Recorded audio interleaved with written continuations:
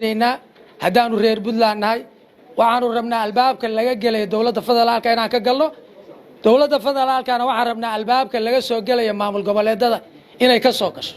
oo halkaas ay ummadda Soomaaliyeed maslaxadeeda iyo danteedu ugu qabsoonto aad iyo aad baan u soo dhaweynayaa wasiirka rajaynaya wax badan abshir inuu soo kordhiyo wuuna soo kordhin doonaa caawa waxaan leeyahay hambal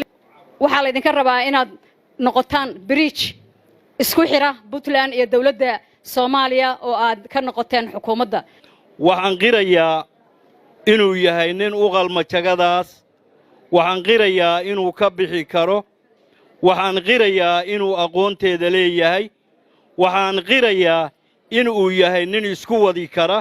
dawladda federaalka ah iyo maamul goboleedada waxaan ka jeclayn horta xil lama diido laakiin anagu maanta waxaan ka jeclayn oo isagan u qalma positionka ka weyn waan u rajeynaa inuu gaaro madaxweyne Soomaaliya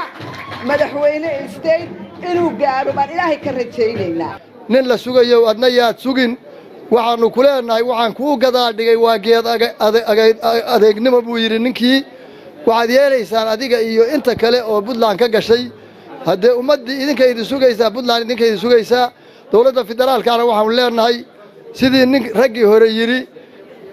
maamul goboleedada iyo ummadda Soomaaliyeed albaabka u fura waxaan aaminsanahay Abshir Cumar Ruusi anoo aqoon dheer u leh inuu yahay nin ka bixi kara hawl kara oo karti iyo aqoonba u leh xilka loo magacaabay annaguna waxaan leenahay wasiir waa ku garab taaganahay waxaan la shaqeeyay haba yaraatee waagi ururadii ma la shaqeeyaas ururka mideeye halbowlaha ururka mideeye wuxuu Abshir hadii rag badan iyo gabdho fara badan baa ku jiray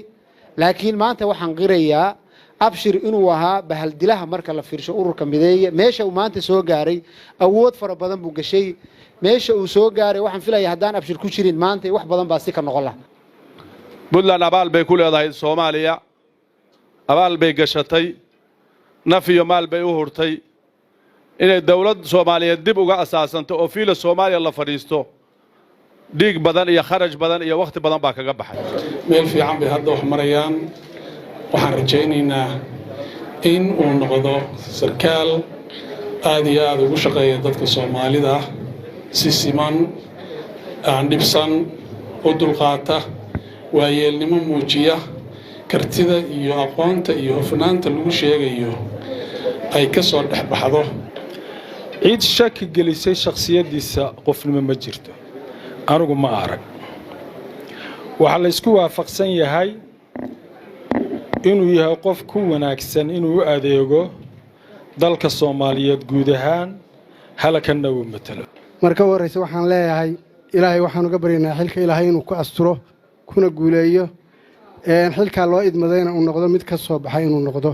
anigu dhinac ganacsiga aad baan ugu ogaa dhinaca hay'adaha markuu shaqeynay aad baan ugu ogaa hadda oo dawladnimada systemkeeda uu qabtayna waxaan aaminsanahay inuu ka soo dhalaalayo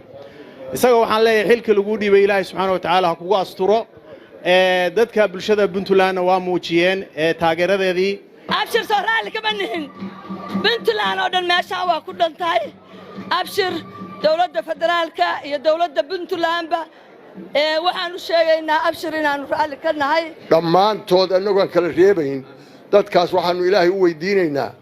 inuu ceebtooda asturo mid aakhiro iyo mid adduunba innagana ilaahay waxaan ka baryayaa dalkeenna iyo dadkeenna ilaahay inuu inoo hagaajo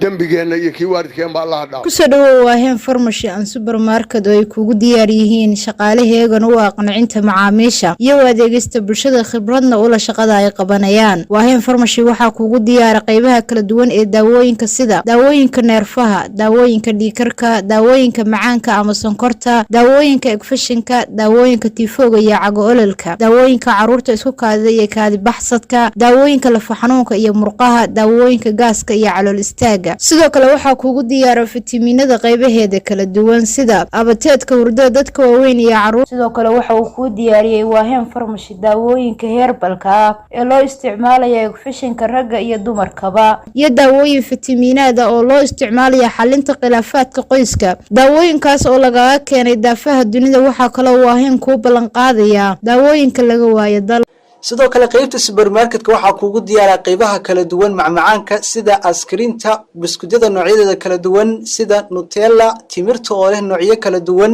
sida cajwada waxaa kaloo kuugu diyaara wahen supermarket malabyo saafiya oo turki sacuudi carabiya iyo Soomaali malab waxaa kaloo kuugu diyaara noocyada caanaha sida caana ankar caana amis iyo caana xilwa iyo caana niido waaweyn iyo yaryara iyo niido balas iyo caana golden iyo caana diyaara oo leh waaweyn iyo yaryar sidoo kale waxaa kuugu diyaara caanaha ciyaalka oo leh nafaqo aad u tayo sareysa sida caano nan 1 S26 1 iyo 2 iyo caanaha dadka waaweyn oo loogu talagalay oo leh nafaqo aad u tayo sareysa sida caana insure iyo cafayadii oo noocyo kala duwan leh sidoo kale waxaa kuugu diyaara wahen supermarket adeega cosmetiga noocyadiisa kala duwan sida barfuunada oo aad u tayo sareeya shaambooyinka original noocyadooda kala duwan oo ay kamid yihiin shaambada nafaqada timaha iyo shaambada qurxinta jirka shower gelada oo aad u tayo sareeya waxaa kaloo kuugu diyaara kareemada tinta oo ay kamid yihiin kantu tancho iyo fatiikada oo aad kaga raysanaysid